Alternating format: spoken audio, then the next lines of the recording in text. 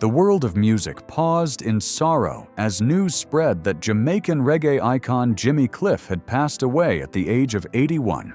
Tributes poured in from every corner of the globe, honoring a man whose voice carried the spirit of Jamaica far beyond its shores. More than a performer, he was a cultural ambassador who transformed reggae into a universal language of hope, resistance, and faith. His death marked the end of an extraordinary 6-decade journey that reshaped global music and inspired generations to believe in the power of perseverance. Early life in Somerton. Born James Chambers on July 30, 1944, in Somerton, St. James, Jamaica, Jimmy Cliff grew up in a modest farming family. His father worked the sugarcane fields while his mother sold goods at the local market. Music surrounded him from childhood.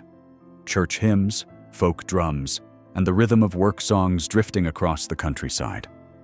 These early influences shaped his artistic foundation. Cliff often recalled that music came before sleep in his village. The emotional honesty of rural life later echoed in his lyrics, grounding his global fame in the simplicity of his beginnings. Journey to Kingston. At just 13, James left home with an old guitar and a dream. He traveled to Kingston, settling in the vibrant but struggling neighborhood of Trenchtown. There, amid the rise of Jamaica's sound system culture, he performed at street gatherings and worked around recording studios to understand the mechanics of music production. His determination quickly set him apart. Kingston in the early 1960s was alive with creative experimentation, and the young singer absorbed every rhythm and opportunity. It was in this environment that his transformation from country boy to aspiring star truly began. Breakthrough with Leslie Kong. Jimmy's breakthrough came when producer Leslie Kong recognized his talent. In 1962, Kong recorded Hurricane Hattie, which received significant airplay on Jamaican radio. The success introduced Jimmy Cliff's name across Kingston and signaled the arrival of a promising new voice.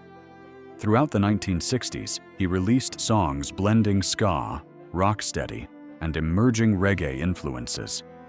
Tracks like Miss Jamaica reflected a nation finding its identity after independence. Cliff's youthful optimism resonated with audiences, and he soon became associated with the pride and possibility of a newly sovereign Jamaica. Crossing to international shores. A pivotal moment arrived when Chris Blackwell, founder of Island Records, invited him to London. This opportunity expanded reggae's reach beyond the Caribbean. In 1967, the album Hard Road to Travel gained traction in the United Kingdom, and Cliff's electrifying performances captivated European audiences. His music carried both joy and social commentary, introducing reggae as more than dance music. It was storytelling with rhythm. The move to London marked the beginning of reggae's steady climb onto the global stage. Wonderful World, Beautiful People. By 1969, Wonderful World, Beautiful People climbed into the UK top 10, turning Jimmy Cliff into an international star. The song's hopeful message resonated during turbulent political times, offering light amid uncertainty. Cliff's warm voice and radiant presence made him a symbol of positivity. Media outlets described him as the Caribbean's new ambassador of sound. Yet behind the accolades, he remained grounded, often retreating to quiet spaces after performances. Even at the height of fame, he valued reflection as much as recognition, nurturing the inner life that balanced his public persona. Vietnam and political resonance. In 1970, Cliff released Vietnam, a haunting letter written from the perspective of a soldier. The song struck a powerful chord worldwide. Legendary songwriter Bob Dylan reportedly praised it as one of the greatest protest songs he had ever heard. Through this track, Cliff proved reggae could address global political struggles with clarity and compassion. The song's success positioned him among artists who used music as activism. Reggae was no longer confined to island narratives. It had become a voice within the broader international movement for justice and peace. The Harder They Come phenomenon. In 1972, Jimmy Cliff starred in the film The Harder They Come, a groundbreaking production that introduced reggae to vast new audiences. His portrayal of a determined young musician confronting injustice mirrored aspects of his own journey. The film's soundtrack, featuring songs like Many Rivers to Cross, became iconic. International screenings in New York and Europe transformed Cliff into the cinematic face of Jamaican resilience. The movie's impact was profound. Reggae was no longer niche. It had entered global pop culture with authenticity and force. Life behind the spotlight. Despite international acclaim, Jimmy Cliff guarded his privacy. Fellow musicians recalled how he often avoided lavish parties, preferring solitude after performances. He wrote lyrics alone in hotel rooms, meditated at dawn, and maintained a disciplined routine. In interviews, he spoke of having two selves, the singer and the seeker.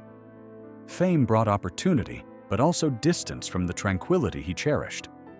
He chose simplicity, wearing modest clothes and driving unassuming cars.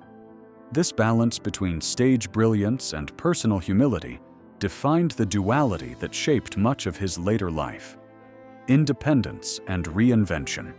In 1976, Cliff parted ways with Island Records, determined to maintain creative control.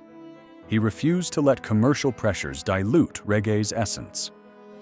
Over the following years, he experimented with sound while preserving authenticity. His commitment paid off when later projects re-established his presence on international charts. By the mid-1980s, his album Cliffhanger earned critical acclaim and won a Grammy Award, affirming his artistic maturity. Through independence, he demonstrated that longevity in music requires courage, the willingness to evolve without abandoning one's roots. A return to roots. In his later decades, Jimmy Cliff devoted increasing time to Jamaica. Living quietly in St. Andrew Parish, he planted trees, read scripture, and recorded music during early morning sessions. Even as health challenges emerged, creativity never left him. Unreleased demos discovered after his passing revealed a continued search for meaning. He invested in nurturing young talent, building studios, and supporting community initiatives. For Cliff, reggae was not merely a career, but a living tradition that required stewardship. His later years reflected reconciliation between the performer and the private man. National mourning and global tributes. Following his passing in Kingston from complications of pneumonia, Jamaica declared a day in his honor. Radio stations replayed his classics, and memorial gatherings filled churches and public squares. Messages arrived from artists worldwide, acknowledging his foundational role in reggae's rise. Many described him as a cultural bridge between Africa and the West, between struggle and celebration. His funeral at Holy Trinity Church became both a farewell and a celebration of enduring influence. In grief, fans rediscovered the timeless strength embedded in his songs.